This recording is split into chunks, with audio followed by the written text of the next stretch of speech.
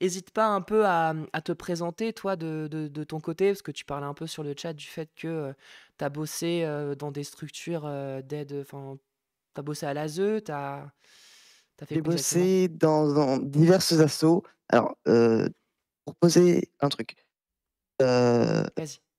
justement, le fait d'avoir bossé, auprès de Ouais, MEI pardon, c'est ce qui m'a valu de pas avoir mon diplôme d'éducateur spé parce que j'ai signalé de la maltraitance et ok. en plus de ça, je fais un burn-out. Du coup, ça m'a complètement ousté de ce stage.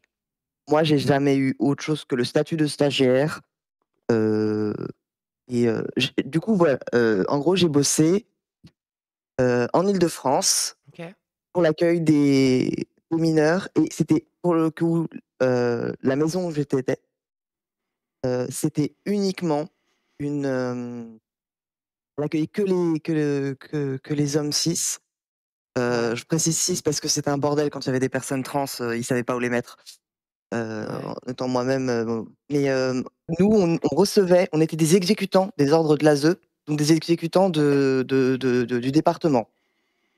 C'était une position qui était compliquée parce qu'il y avait parmi l'équipe des gens qui n'étaient pas d'accord avec des positions du département, ce qui est nous on a travaillé sous Darmanin, en tant que ministre de l'intérieur et on a bien vu comment on était instrumentalisés pendant la chose.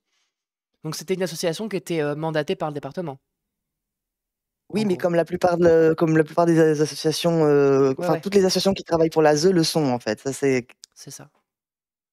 c'est plutôt Utopia, s qui est une exception en fait. Oh, t'as raison de le préciser. Du coup, tout ce que tu as raconté, nous moi par exemple, je devais accompagner les jeunes. On était sur le sas d'entrée dans le système à l'ASE et j'ai toujours trouvé qu'on les mettait justement beaucoup en échec. Parce que par exemple, il y a une règle à la con, mais qui prend acte dès qu'on commence à les héberger.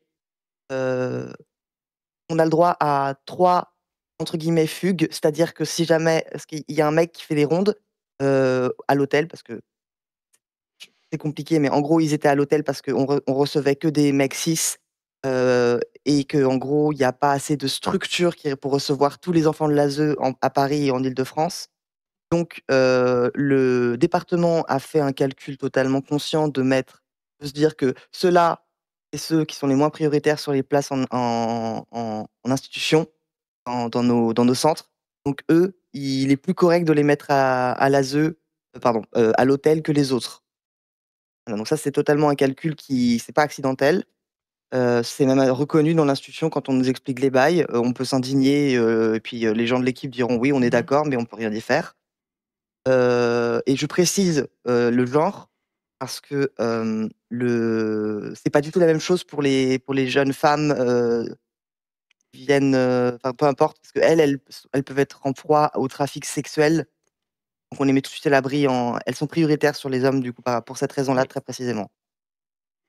Du coup, on les mettait en échec très facilement parce que déjà, on n'avait même pas correctement le de traduction. Moi, sur la fin de mon du travail que je faisais au stage, on m'a demandé de faire des accueils de 8 jeunes à la fois, 8 jeunes qui viennent de 3 régions d'Afrique différentes, donc ils ne parlent pas du tout les mêmes langues on me demandait que cet accueil dure 2 heures maximum. Alors OK. qu'un accueil correct, pour que la personne en face de moi, elle comprenne tous les enjeux, ça prend 45 minutes par personne, voire 2 personnes si les 2 personnes parlent la même langue. Et on t'expliquait un petit peu pourquoi fallait que ce soit aussi expéditif? Ah mais il y avait pas besoin de me l'expliquer, je savais très bien, c'est parce que, on était trop peu dans une équipe trop petite, dans un bâtiment trop petit, avec trop peu de moyens. On nous imposait un rythme d'usine parce que des jeunes qui arrivent sur Paris dans l'espoir de disposer de tout ce qu'il y a à Paris, en France, parce que pour eux, là, ils y seront, pas en danger, là, ils y seront protégés. Il y en a mais tout le temps parce que c'est à Paris, ils attirent plus que le reste de la France. La plupart du temps, quand ils finissent dans le reste de la France, ils connaissaient que Paris parce que c'est dans le trafic des passeurs, on leur parle que de ça, Ouais. que de Paris, que des grandes villes, et En gros, on met les jeunes en échec de base parce que cette règle de la fugue, au bout de 3 fugues, quand on est accepté dans le système de la maison dans laquelle on était nous, de l'établissement dans lequel on était nous, on pourrait parler d'une espèce d'unité, locale. Voilà, on est dans notre unité locale, on en acceptait des jeunes, ils avaient droit à 3 fugues. Au bout de 3 fugues, ils étaient jartés du système et pour, être noté en fugue, il suffit juste de pas être dans ta chambre à 22 heures. Oui, ça, c'est ce que j'allais te demander, c'est que fugue, c'est pas ce qu'on imagine, en mode, tu fais le mur, tu pars, pendant une semaine et tu reviens pas. C'est limite, si tu as du retard, par exemple, tu es considéré comme en fugue, en fait. Oui, et en plus, c'était des prestataires qui faisaient les rondes. Des Ah oui. prestataires qui viennent de boîtes, qui sont dans des boîtes de sécurité, et puis, qui font des boîtes qui font du garde du corps. Déjà, c'est pas c'est ils ont une micro-formation faite en Vitef, Ouais. mais et moi, je parle j'étais dans une association qui était, la référence d'Île-de-France. Je ne suis pas en train de parler d'un cas exceptionnel. Mmh. C'est juste que de A à Z dans le système, déjà alors j'ai travaillé aussi, dans une association qui œuvrait auprès de jeunes enfants, français, reconnus comme tels, c'est déjà la merde. Mais alors eux, ils avaient vraiment je vais même pas dire que c'était on raclait le bas du panier et c'est les miettes qui restent dehors. Ouais. Et tu parlais tout à l'heure, sur le chat, justement, donc là tu tu donné pas mal d'exemples autour des hôtels. Alors s'il y a des trucs que tu penses que tu pas dit, tu pourras revenir dessus, mais notamment par rapport à ce Mmh. que tu disais sur le chat, par rapport aux hébergements dans des familles d'accueil. Alors moi, c'est vrai que je parlais un peu plus précisément des hébergements solidaires par des assos qui ne sont pas reconnus qui ne sont pas mandatés par le département, par la préfecture, mais spécifiquement sur ces hébergements, ces familles d'accueil dans des familles, donc pas dans des hôtels en fait. Tu disais qu'il y avait beaucoup de dérives. Est-ce que toi, tu as assisté à des dérives? Alors, je n'ai pas personnellement assisté à ces dérives, mais c'est des dérives qui sont reconnues parce qu'elles sont étudiées en études d'éducateurs spé. C'est-à-dire que c'est l'État lui-même, qui a, laissé l'INSEE faire il y a eu des études qui ont été faites statistiques, c'est quelque chose qui est reconnu dans le métier. Alors faut tout de suite dire bien qu'on ne gagne pas des milliers et des cents parce qu'on est famille d'accueil, hein. Ouais. Maintenant, il existe des gens qui ont un travail et qui font ça à côté et si on prend d'un point de vue individuel, il y a des gens qui sont très bien, il y a des gens qui font de leur mieux. Mhm. Il y en a d'autres qui font de la merde. Moi, je prendrais plutôt une approche structuraliste, de se dire que juste l'État ne fait pas en sorte de contrôler suffisamment. C'est-à-dire qu'on n'est même pas assez, d'éducateurs spé ou d'assistants, sociaux ou sociales pour pouvoir, vérifier si tout se passe bien. Est-ce que tu penses que toi, ton département, il était peut-être mieux loti que d'autres? Et est-ce que c'est une situation, tu penses que c'est une situation qui est globale, quoi? Que vraiment dans toute la France, c'est comme ça? Alors, heu, déjà, autant j'ai été stagiaire du coup sur les 3 ans d'études qui sont exigés pour avoir le diplôme d'EducSpé, Ouais, autant j'ai travaillé avant d'avoir, le diplôme. Et moi, du coup, les terrains, les départements où j'ai travaillé, c'est celui de Paris, OK. le 78, le 92. On parle des 3 départements les plus riches de la France d'un point de vue, subvention, d'un point de vue fonds.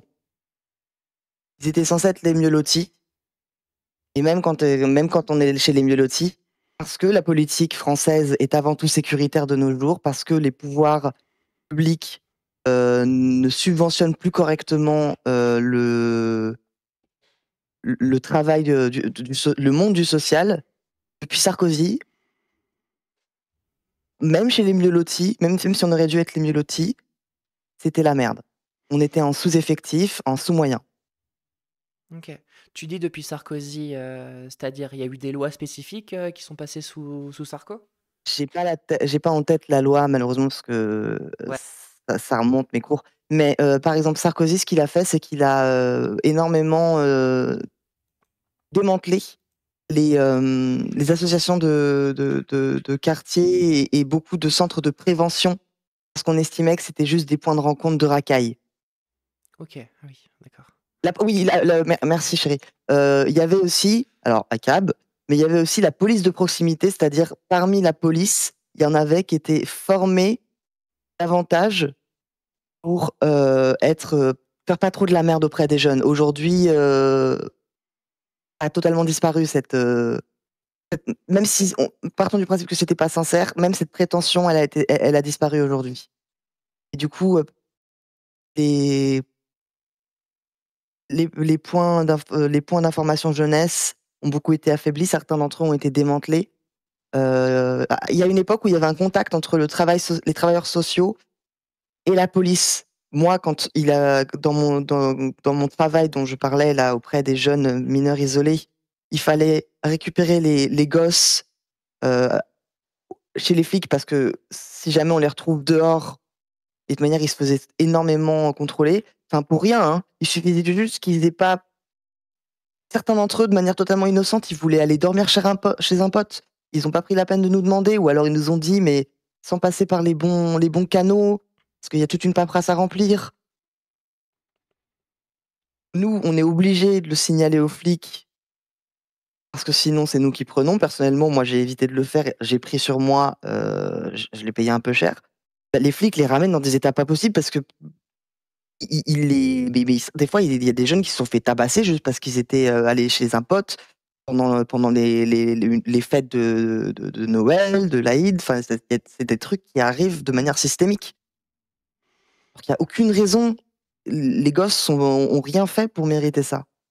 C'est-à-dire que quand Mais les tu flics as les voient et pensent criminels et les tabassent. ouais, c'est-à-dire que quand tu as un jeune, par exemple, qui est hébergé en hôtel, qui veut sortir, passer la soirée, chez un pote, enfin comme, n'importe quel jeune en fait, il faut qu'il fasse quoi? Il faut qu'il fasse une demande, à un Une service, demande, spécifique?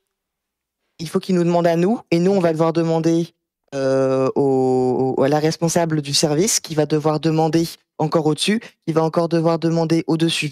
Donc, si tu veux pouvoir sortir c'est tout simple, tu veux pouvoir sortir à Noël quand tu es à l et moi je parle de manière générale quand tu es en quand tu es en excusez-moi, j'ai du mal à trouver le mot. Quand tu es Pas de souci. juste, un jeune de l'ASE, pas forcément un jeune MIE, donc pas forcément un jeune issu de l'immigration qui est venu seul en France.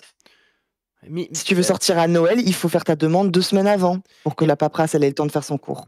MIE, c'est mineur isolé étranger, c'est l'ancienne appellation. Ça, quand j'ai travaillé pour des dans avec des jeunes qui étaient, reconnus comme français, on déclarait juste pas les fugues et on savait très bien qu'elles allaient, chez qui elles allaient. Par contre, ça fonctionnait parce qu'on nous, alors pour le coup, c'était que des filles dans cette unité-là et elles nous disaient et on savait parfaitement chez qui elles étaient. On vérifiait, on les appelait même le soir même pour être sûr qu'elles allaient bien et tout OK.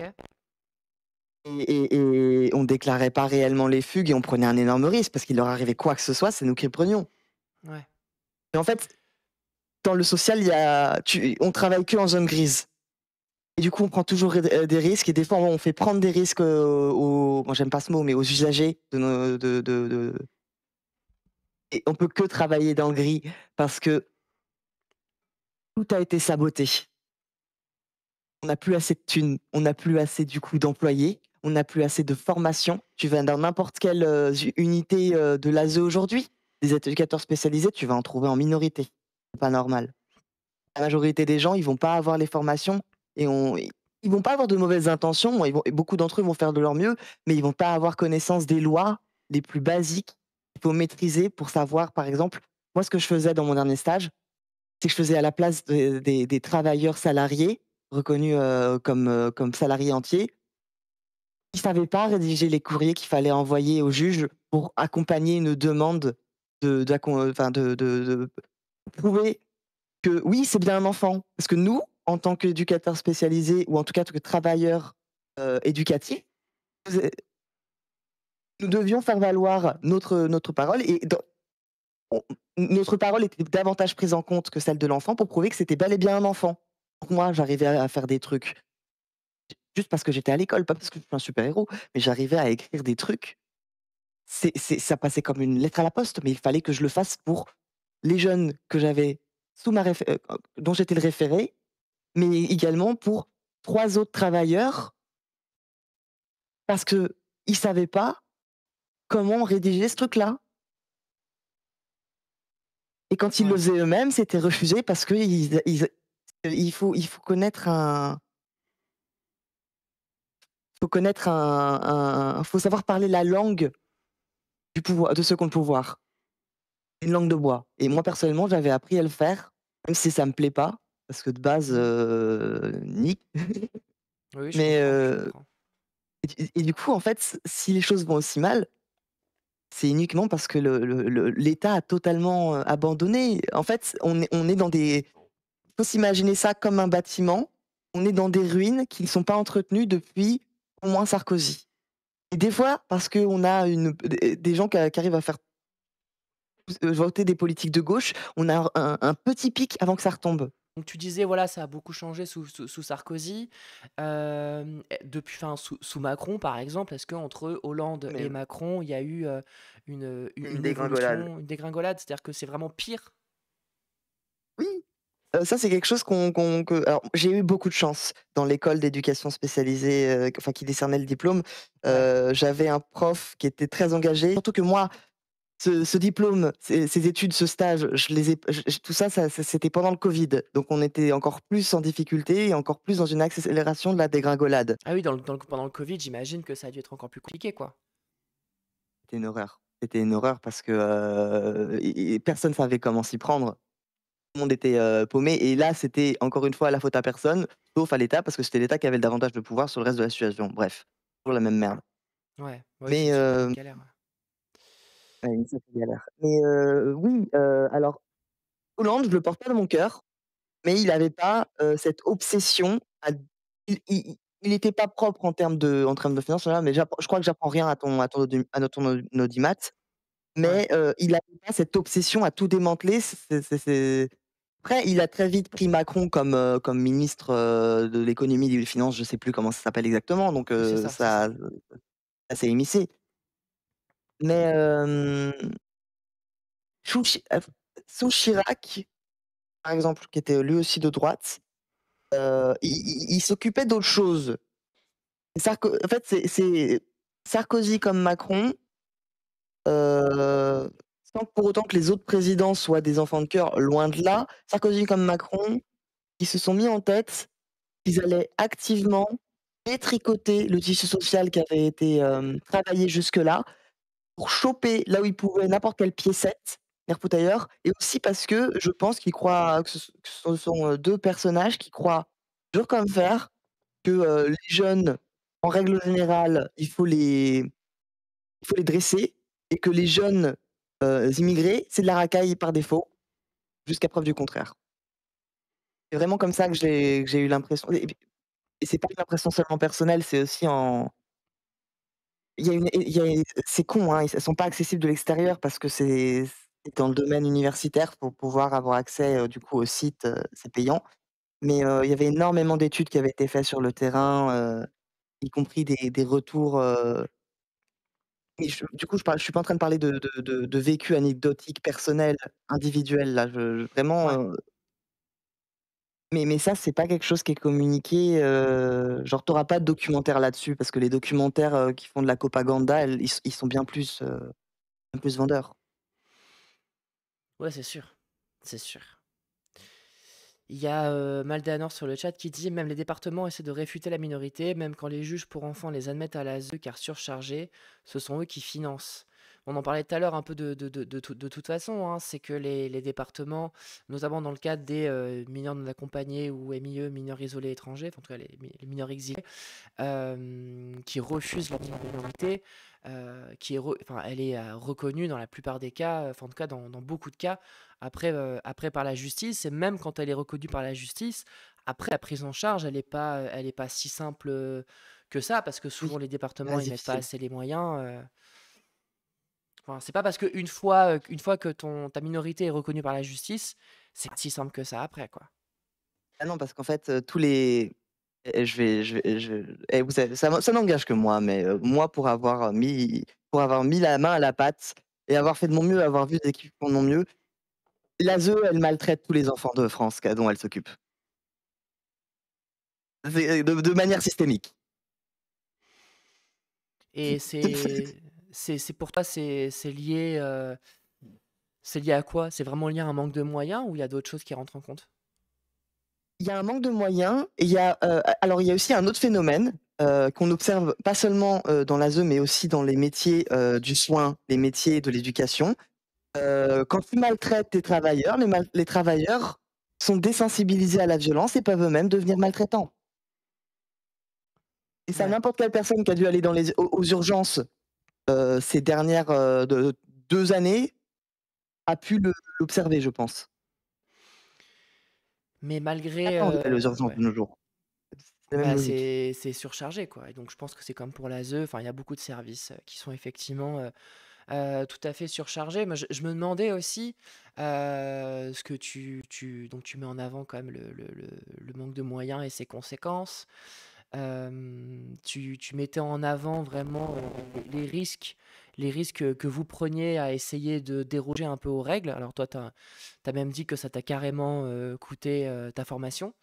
Est-ce que tu peux peut-être Pas revenir exactement, ouais. à ouais, bah, du coup, est-ce que tu peux peut-être repréciser, revenir un peu dessus? Et j'aimerais bien savoir aussi comment malgré tout, en tant que, stagiaire ou salarié au sein de l'aide sociale à l'enfance, bah, comment vous mettiez en place un peu des actes de micro-résistance, quoi, pour essayer quand même, d'aider les jeunes, le plus possible avec le peu de moyens que vous avez, quoi? Alors, moi, personnellement, parce que j'ai, dénoncé des actes de maltraitance i en fait, il y a une maltraitance qui était acceptée parce qu'on se disait qu'on pouvait rien faire autrement. Par exemple, le simple fait que les gosses, soient traités, parqués, dans des hôtels, c'est de la maltraitance. Mmh. Mais ça, on ne pouvait pas faire autrement et donc voilà, on faisait avec. On avait fait des demandes à qu'ils soient placés dans des d'autres centres, mais c'était déjà fait, encore fait et pas de réponse et on nous a dit non, catégoriquement. On avait fait le deuil de quelque chose de meilleur, j'imagine. Et puis les gens, moi, on me traitait comme quelqu'un d'extrêmement naïf. Parce qu'on partait du principe que si jamais j'avais des principes justement, c'est parce que je comprenais pas comment fonctionnaient les choses. Ils avaient alors une partie de mes collègues avaient été engagés, heu et ça je le dis en étant issu de l'immigration et en ayant toute la compassion du monde pour toutes les personnes immigrées ou toutes les personnes qui viennent faire les études en France. Mmh. Mais, les collègues le département avait, engagé, certains de mes collègues parce qu'on estimait que c'était bien d'avoir des personnes, immigrées, qui travaillent auprès d'enfants immigrés et comme ça, tu te dis: «Oui», mais le problème, c'est que ces personnes immigrées, elles comprenaient même pas comment faire leur propre administration en France. Donc faire Ouais. celle d'enfants mineurs, ça me passait pas plus, en fait. C'était de la discrimination positive qui avait motivé leur embauche et eux-mêmes s'en rendaient compte et se disaient: «Mais putain, mais maintenant je suis coincé, je peux pas me casser de ça parce que c'est pas comme nous, ils peuvent pas avoir le chômage» et puis, en plus, pour avoir le chômage aujourd'hui, c'est encore plus compliqué et enfin, ils se retrouvaient coincés dans un job qu'ils finissaient par détester parce qu'ils se sentaient tortionnaires. Alors pour résister, et bah, les gens, ils avaient tendance à juste arrêter de poser de questions et c'est pas une résistance qui est efficace. Mais qu'est-ce que Ouais. tu voulais attendre de leur part? Ouais, c'est un système qui t'écrase, quoi, en fait. Donc Ouais, si je devais conseiller, moi ce que j'ai à conseiller, alors les syndicats, il y a des choses complexes à dire sur les syndicats, mais, pardon, Solidaires Sud et je parlais éduc parce que j'ai travaillé avec eux quand je travaillais dans l'éducation ensuite, mais non, Solidaires Sud en règle générale, ils sont carrés et tout. Le souci, c'est qu'il faut qu'un groupe vienne les voir, pas une seule personne. Parce que moi, j'ai essayé toute seule et ça faisait juste lanceur d'alerte, emmerdeur et c'était plus facile de me jarter. ouais. Et au final, bah, ça m'a coûté, mon stage et en fait aussi, j'ai simplement fait un burn-out parce que, heu, c'est le jour où on m'a demandé d'accueillir 10 personnes en même temps et ces 10 personnes, on m'avait même pas dit il y avait une spécificité, c'est que ces 10 personnes, pour une raison que je comprends d'un point de vue système, mais que je trouve totalement aberrante, et absurde, heu, la règle de la fugue qui te fait, te faire jarter du système au bout de 3 fugues, elle était diminuée à une fugue. Donc c'est-à-dire que si le soir même, ils étaient pas dans leur chambre à 22 heures tapantes, ils dégageaient du système alors qu'ils venaient à peine d'y mettre ils mettaient le pied dans le pas de la porte, à peine. Et je n'étais pas en On exigeait que je leur fasse comprendre ça en 2 heures pour 10 personnes qui parlaient 4 langues différentes, je crois. Aujourd'hui, parce que y certains qui parlaient le merde, je me souviens plus exactement le wolof, des plein de langues comme ça et moi personnellement j'ai aucune, enfin je les parle pas ces langues. Je devais compter sur la traduction qu'on faisait par téléphone. Déjà imaginez-vous, Mmh. parce que c'est ça, c'est le statu quo, vous appelez par téléphone une entreprise de traduction, d'interprétation et vous déjà c'est difficile, pour du un pour un avec 10 personnes face à moi. Juste j'ai saturé parce qu'en plus Bah, on ouais. attendait de moi qu'après je rédige, 3 courriers et que j'accompagne, parce qu'on faisait aussi des accompagnements médicaux. On allait à l'Hôtel-Dieu, et on leur faisait faire, leurs premiers examens, leurs premiers vaccins parce que pour qu'ils aient accès à l'école, ils avaient pas le droit d'y avoir accès s'il y avait pas de vaccin. Les vaccins, c'est un truc qui leur faisait peur parce que de un, on a, utilisé comme du bétail et des cobayes les populations, afro-descendantes en faisant passer pour des vaccins des trucs qui n'en étaient pas. Enfin, il y a cette histoire-là. Enfin, il y a plein de choses, plein de facteurs qui font que la situation se gangrène. Personnellement, je pense que tu peux totalement résister, mais il faut que tout le monde, faut que tous les travailleurs, tous les pros soient en mode enfin, il faut qu'il y ait une cohésion déjà entre les travailleurs, mais comme dans n'importe quel lieu de travail, surtout quand nous on travaillait, on était exécutants de l'ASE, donc un pouvoir public, un truc étatique, on était aliénés. Il faut arriver déjà à surmonter cette aliénation de notre propre condition de travailleur, pour ensuite réussir à faire les choses. Donc c'est super important que Utopia existe parce qu'eux, ils sont pas du tout dans cette merde. Et c'est super important qu'elles continuent à taper du poing, à faire leurs exigences parce que les associations qui sont reconnues et légitimées par l'État pour faire ce travail, c'est des cache-misères. Mais je dis ça avec tout l'amour et tout le toute la toute le tout le je leur donne de la force aux collègues qui sont restés à travailler là-dedans, hein. Oui, bien sûr, j'imagine que c'est pas pour, taper sur, des gens, enfin les travailleurs et les travailleuses, quoi. C'est vraiment sur les structures, sur les manières dont elles ont de fonctionner avec très peu de moyens. Parce qu'après, après il y a des dérives, dont tu parlais tout à l'heure, mais elles sont pas liées à des personnes un peu sorties de nulle part. Elles sont vraiment liées parce que la structure, parce que le système fonctionne de telle manière que non seulement le système aliène, le système détruit et ça force en quelque Oui. sorte les gens à adopter des comportements, Ouais, toxiques, désastreux, enfin. j'ai un exemple très concret parce que j'avais une collègue qui, au final était maltraitante. Alors c'était pas une mauvaise personne, c'est juste que cette collègue, le jour même où elle est arrivée, son premier jour, de prise de poste, hem, au bout de, donc sur 8 heures de travail, au bout de 6 heures, elle lit un truc, un mail qui nous a été envoyé et elle est super pour le contact avec les jeunes, elle est à l'aise.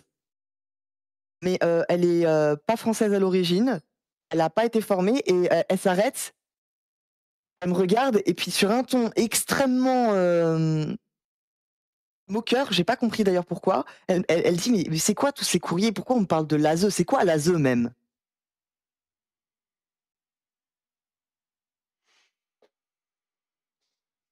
Ouais, donc ça veut dire que, il y a même pas forcément de lien qui est directement fait avec les institutions, quoi?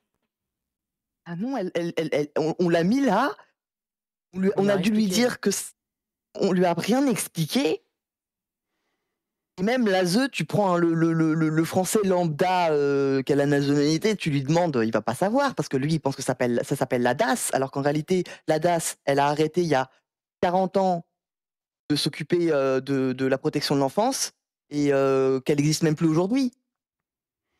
C'est approximatif pour les dates, mais enfin voilà, C'est à peu près ça, je crois, et hein. par contre, elle-même, cette travailleuse, elle ne savait pas ce que c'est que la DAS non plus. Donc il y a un manque de formation aussi. Ah oui, on peut pas et c'était un manque de respect, un manque de reconnaissance pour l'importance du travail qu'on faisait dans cette unité, que de présenter ça comme un comme un club d'animation pour des jeunes, parce que c'était un peu comme ça qu'on leur avait présenté la chose. On leur a dit: «Bah, tout ce qu'il faut que tu fasses, c'est créer le contact, chatter et tout avec les a avec ces jeunes garçons». Mais non! Il fallait les accompagner pour leur vaccin. Certains d'entre eux, ils arrivaient en France, ils avaient la tuberculose. La plupart d'entre eux, ils étaient passés par la Libye, donc ils avaient été torturés. Parce que ça, c'est un truc qui n'est pas connu. Mais les jeunes qui arrivent d'Afrique, c'est pas une croisière pour venir en France. Ah bah oui, c'est clair. Quand tu passes par la Libye, tu es à peu près sûr que tu vas te faire choper par des trafiquants. Parce que toute l'industrie des passeurs d'Afrique, elle est basée sur du trafic. C'est pour ça qu'il y a toute une économie qui s'est construite et c'est quelque chose, je trouve que l'État français et tous les États, coloniaux, qui sont encore complices parce qu'on met pas les moyens pour s'occuper de ça. On tabasse alors il y a des jeunes, ils en effet, ils vont voler quand ils sont en France parce qu'ils sont toujours dans le même trafic qu'ils étaient quand ils sont passés en Libye, traqués depuis la Libye. C'est pas parce qu'ils sont arrivés en France pour voler, hein. Mmh. Ah Il bien y sûr. en a qui faisaient leur mieux, qui voulaient pas continuer là-dedans, mais on les protégeait pas correctement. Qu'est-ce que tu veux qu'on les protège? On les met dans un hôtel, l'hôtel était dans le 92, nous on était, l'unité de jour où ils devaient se rendre tous les jours, elle était sur Paris. En plus, on est super facilement identifiables.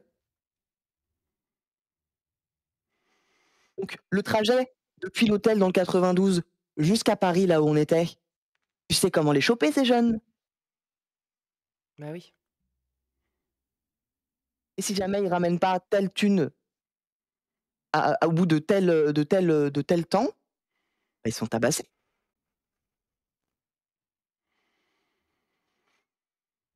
Là, par contre, pour le coup, on avait reçu une formation sur la traite humaine pour nous expliquer il fallait pas penser uniquement que ça concernait les jeunes femmes.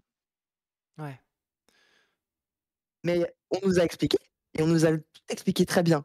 Et en gros, c'est comme si on m'avait expliqué, genre, imagine, on va voir un médecin, on lui explique: «Alors pour traiter le cancer, c'est très simple, voilà». Et le médecin, il comprend parfaitement parce qu'on lui a tout expliqué. Maintenant, tes outils, tes bistouris, où il y a, le tétanos dessus, tu peux en être sûr parce que la rouille, elle est présente et à côté de ça, tu as des clous et puis une pince, pour arracher des dents. Voilà. Bon courage. Ouais. Ouais, encore une fois, c'est une question de moyens, quoi. Ah ouais. Et c'est trop con, hein, parce qu'on dirait vraiment on dirait que je radote, mais à chaque fois, c'est le même souci. Parce que et puis il y a aussi une absence du coup de la plupart de la part de nos pouvoirs publics, une absence d'éthique, d'intégrité. Alors soit ils sont totalement fidèles à, fraternité, égalité, liberté, fraternité, égalité, soit ils y sont totalement fidèles, mais ils excluent toutes les personnes qui sont pas françaises et pas blanches de cette compréhension de la phrase, soit ils y croient pas du tout.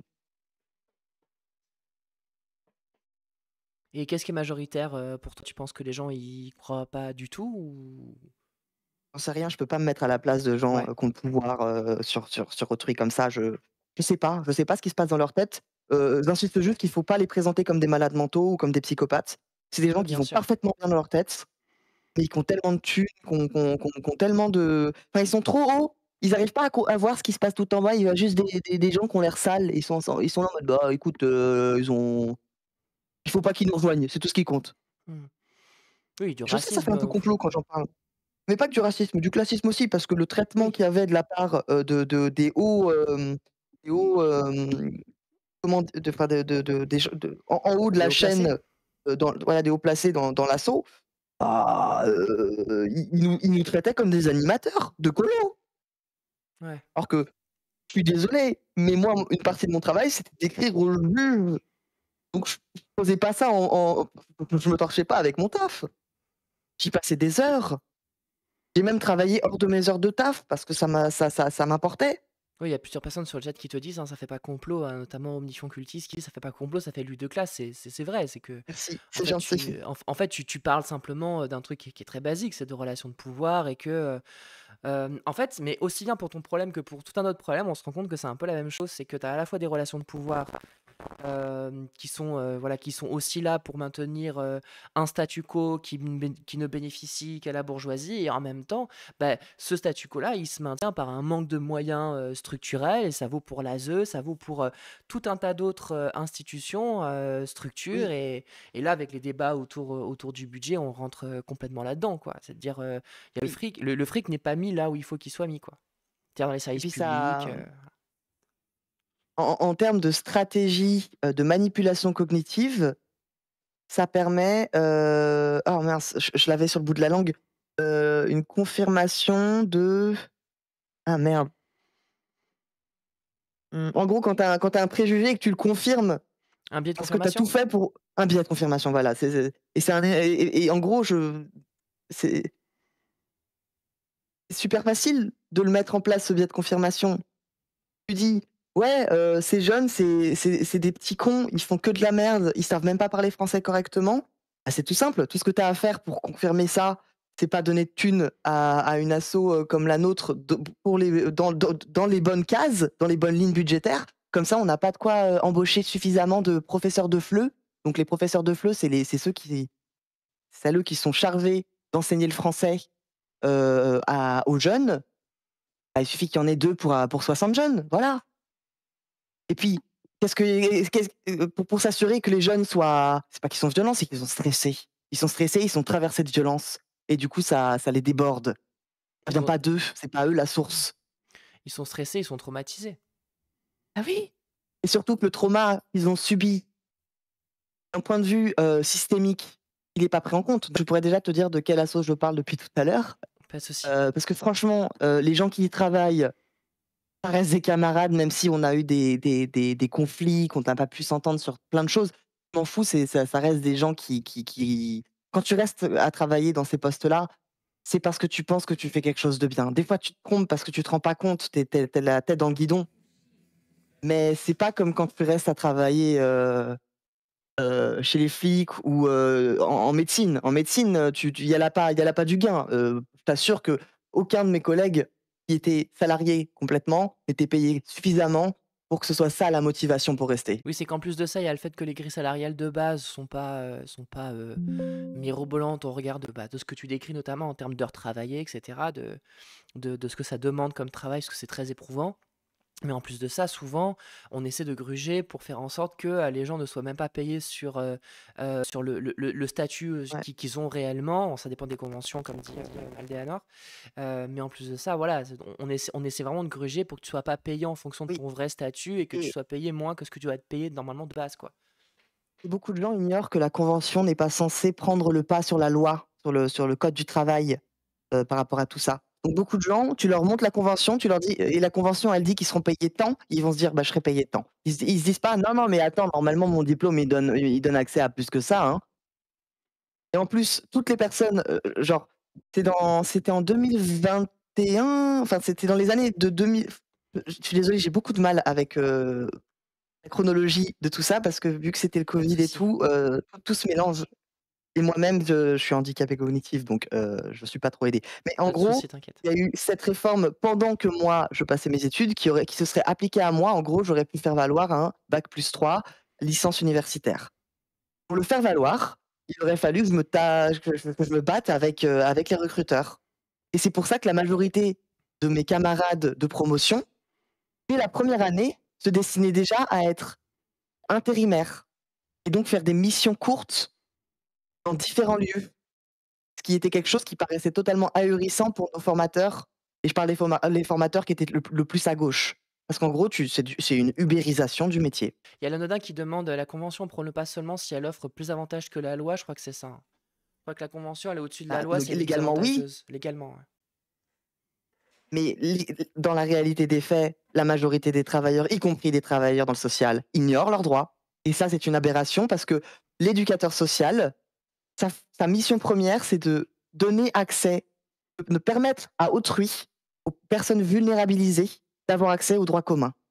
Et le droit commun, c'est déjà quelque chose que les gens, enfin, la majorité des gens en France ignorent le droit commun, ignorent ce à quoi ils ont droit pour de vrai. C'est comme ça que la CAF économise de la thune. C'est comme ça que la MDPH peut faire traîner les dossiers parce qu'on ignore qu'on a les droits et qu'en plus, pour faire valoir nos droits, bah, ils sont ils sont pas valables comme ça, il faut se battre pour y accéder. Là, j'ai quand même l'impression qu'avec les derniers scandales, on parle un peu plus de l'aide sociale à l'enfance. Alors, je parlais du procès de Châteauroux tout à l'heure, qui a quand même fait pas mal causer. Il y a eu une commission d'enquête.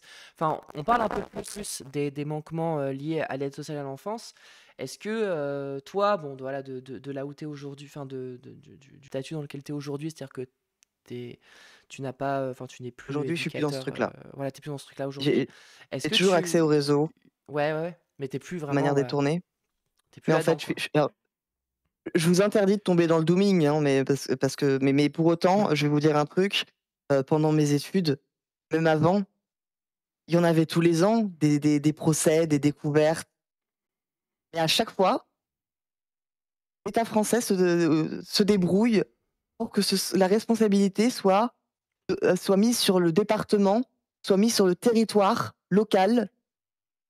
En gros, c'est la faute à ce département précisément, c'est la faute à cette ville précisément, c'est la faute à cette région précisément, alors que le problème, il est national. Bah, notamment dans le procès de Châteauroux, on a vu que alors l'ASE du Nord était quand même très concernée, mais c'était pas la seule, parce que Châteauroux, c'est pas dans le Nord. Donc ça montre aussi un peu qu'il y a d'autres, que comme tu le dis, c'est national.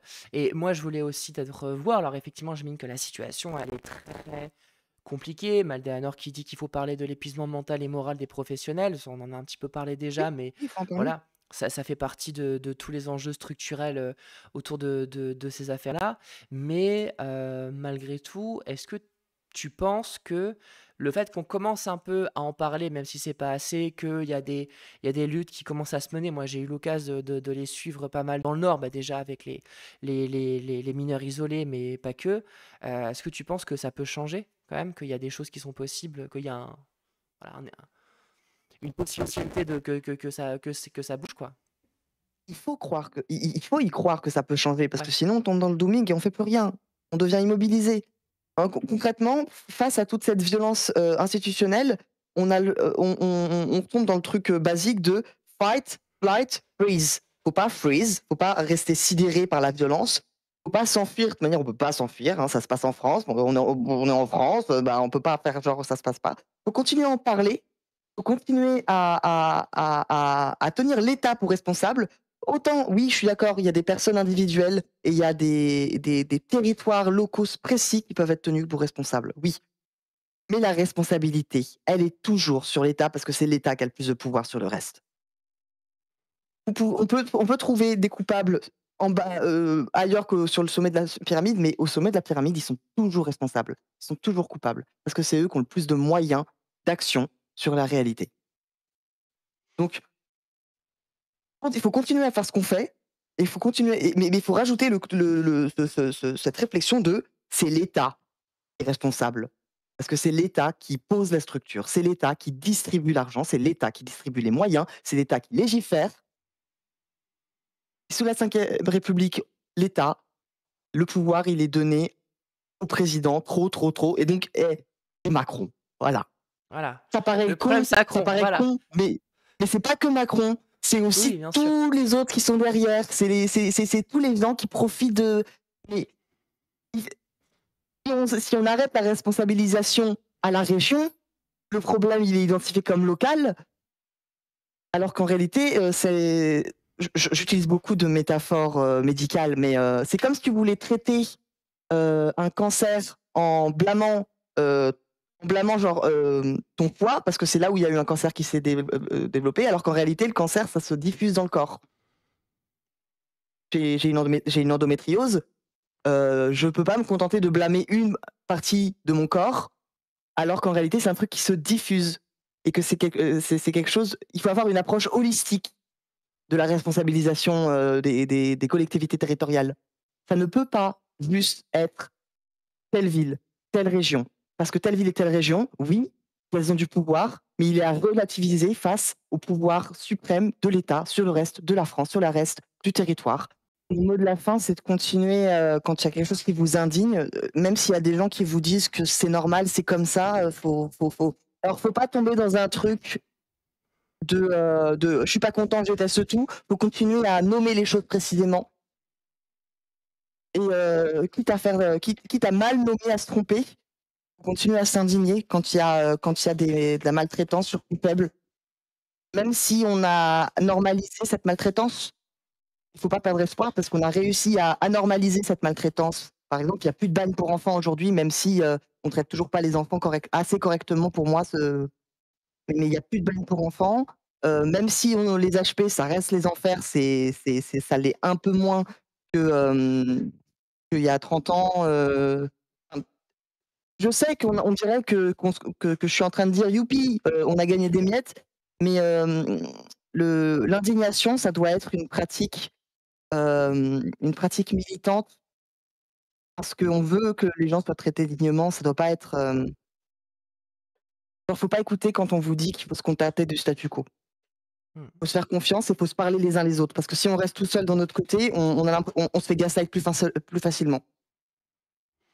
Je saurais pas vous dire comment, faire les choses pour être efficace, mais à la rigueur, je crois que la question c'est pas faut pas se dire, «Si je suis pas efficace, ça vaut pas le coup de le faire». Non, ça vaut quand même le coup de le faire. Ça vaut quand même le coup de dire qu'il y a un problème et En tout surtout cas, dire qu'il y a un problème, ça nous oblige pas à trouver des solutions. Genre mmh, trop souvent on nous dit: «Non mais tu as pas de solution, donc ça sert à quoi de dire qu'il y a un problème?» Bah, je sais pas, je vois quelqu'un qui se noie, je sais peut-être pas nager non plus, mais je signale qu'il y a quelqu'un qui se noie. en tout cas, ça aura toujours plus d'impact que de rien dire et de rien faire.